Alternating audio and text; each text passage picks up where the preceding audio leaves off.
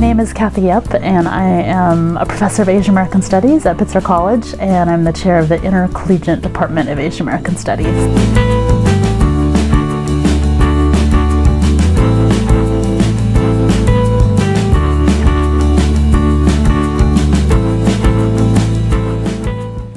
Frankly, I think my mom knew I was going to be an Asian American Studies professor before I did.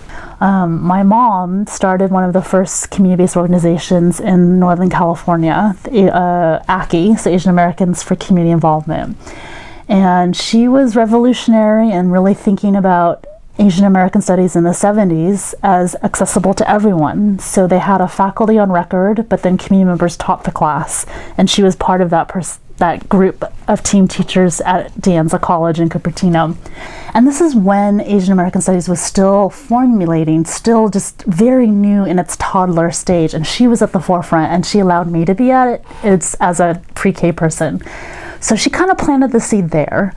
What she said to me was, when I went off to college, we'll help support you if you take Asian American Studies classes, and if they don't have them, you should help create an Asian American Studies department.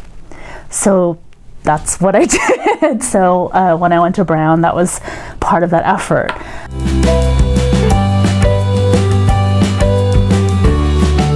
What I ended up doing was thinking that I wanted to go into law. I thought I would become a human rights attorney working on hate violence. And so I had an internship with a community-based organization that she helped start, running a coalition to get legislation passed around hate crimes. But slowly through that process of shepherding things through the legislative as well as the legal process, I realized that wasn't a fit. And what my mom was telling me, as well as my mentors, was we need more people in Asian American Studies as PhDs, reframing the questions and educating and opening up conversations before we have to get to the law or the police. So we had to be more proactive. So I think in many ways I was very fortunate because I had mentors in my family and in the community who sort of opened up my eyes that there are many ways to address social justice, and it wasn't just through law. For the last 6 years, I've been cultivating this relationship with Literacy for All of Monterey Park, which is a program at a public library in Monterey Park. And as you know, Monterey Park was one of the first suburban areas that was predominantly Asian or Asian American after the 1965 National Origins Act. And there's an interesting stratification of class within Monterey Park. So everyone says, I love to eat in Monterey Park, I want to go there to eat.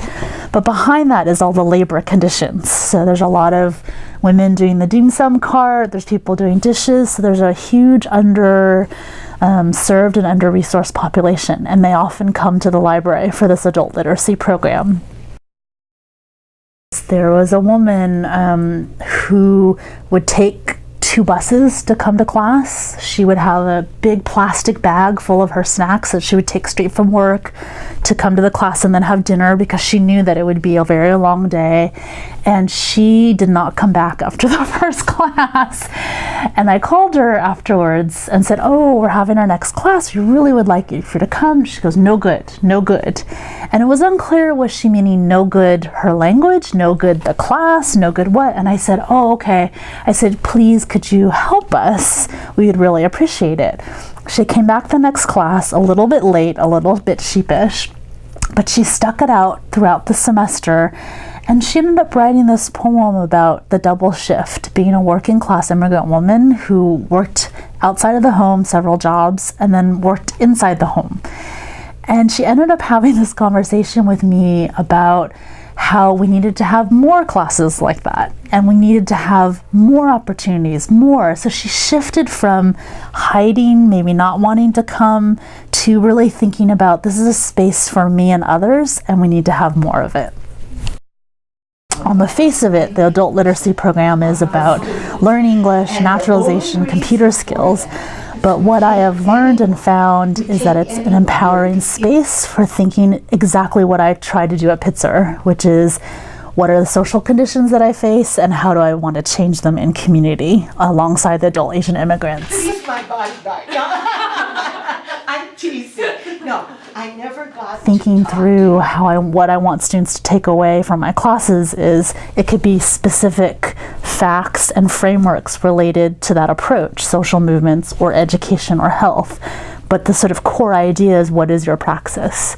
What I realized was that through working with and learning from this community, in working on empowering others, I empowered myself. Meaning what is your theoretical frameworks, and then what are you going to do with those theoretical frameworks? So in that constant cycle between reflection and action. So students are empowered to make knowledge not only relevant, but also to create new knowledge that's relevant for the larger community. So I think those moments, in terms of, it amplifies what everyone else is saying, is there's moments of awkwardness and not knowing what to do, and then people sharing, but also wanting to make sure everyone is a part of it. There's people who make a decision to walk away, and that reverberates with us, and there's also people who rally other people, and all those things. And these experiences also make us think about our own experiences and also people in our lives. But she also said goodbye to people. So I thought it'd be good if we all kind of reflected. Even though there's camera.